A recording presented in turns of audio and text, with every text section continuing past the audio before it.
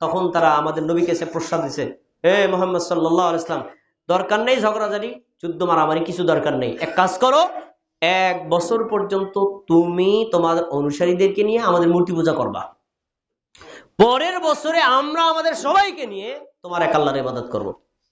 চমৎকার সন্ধি। এই সন্ধি শোনার পর আপনিও বলবেন কত সুন্দর অফার দিছে, নবীরকে যুদ্ধ বিগ্রহ মারামারি কিচ্ছু দরকার নেই, ভালো কথা বলছেন, মুশরিক কিছু প্রস্তুত হয়েছে। তখন আল্লাহ তাআলা কোরআনের আয়াত নাযিল করে কঠোরভাবে প্রতিবাদ করেছে, তুমি বলো কুল ইয়া আইয়ুহাল কাফিরুন, তুমি বলো হে কাফির সম্প্রদায়েরা।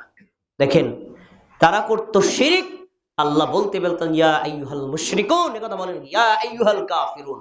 মানে হলো যারা কিছু সময় শিরক করে, কিছু সময় তাওহীদের কাজ করে, এরাই আসলে প্রকৃত কাফের। আপনি যদি সত্যিকারের মুমিন আর মুসলিম হন, সদা সর্বদা তাওহীদের উপর অটল থাকবেন, কোনোভাবেই শিরকে কোনো কর্মে অংশগ্রহণ করতে পারবেন না। যদি করেন তাহলে আপনি হলেন রিয়াল কাফের। এবার নবীর একটা ভবিষ্যৎবাণী আছে সুনানে আবু দাউদে, রাসূলুল্লাহ সাল্লাল্লাহু আলাইহি ওয়াসাল্লাম বলেছেন, ওয়ালা তাকুমু সাআতা হাত্তা ইয়াকুমা কাবাইলু মিন উম্মতি বিল মুশরিকিন, কিয়ামত ততদিন সংগঠিত হবে না যতদিন পর্যন্ত আমার উম্মত দাবিদার একটা অংশ মুশরিকদের সাথে মিলিত না হবে।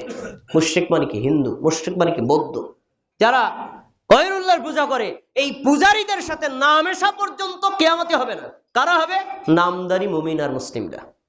পরের কথা আরো কঠিন, হাত্তা ইয়াবুদাল আওসান, শুধু কাফের মুশরিকের সাথে মিলবেও না, সরাসরি পূজায় অংশগ্রহণ করবে, পূজায় গিয়ে নাচবে, পূজায় গিয়ে শুভেচ্ছা জানাবে, পূজায় যে ওদের সাথে আনন্দ ফুর্তি করবে, নাড়ু খাবে আর ওই সকল কর্মে অংশগ্রহণ করবে। এরা যতদিন পর্যন্ত এই কুকাম না করবে ততদিন পর্যন্ত কিয়ামতই হবে না। তাহলে হাদিস স্পষ্ট বোঝা যাচ্ছে উম্মতে মুহাম্মাদি ইসলাম ধর্মের বাইরে গায়রুল্লাহর পূজার অনুষ্ঠান গিয়ে যদি অংশগ্রহণ করে, কিয়ামতের একটি আলামত, ইসলামের একটি কঠোর হারাম কর্মে এবং শিরকি কর্মে অংশগ্রহণ করছে। আমরা নিজেরা তো অংশগ্রহণ করব না, আমাদের কোনো পরিচয়জনকে এই ধরনের কোনো শিরকি কর্মে অংশগ্রহণ করতে উৎসাহ দেব না। আল্লাহ আমাদের ফিরে থাকার তৌফিক দান করুন। সম্মানিত ভাইরা, আপনারা যারা অর্থ মসজিদে নিয়মিত দান করেন, মাসিক দান যারা ওয়াদা করেছেন, তারা একটু মনে করে দিয়ে যাবেন, অনেকের হয়তো বকেয়া পড়ে আছে।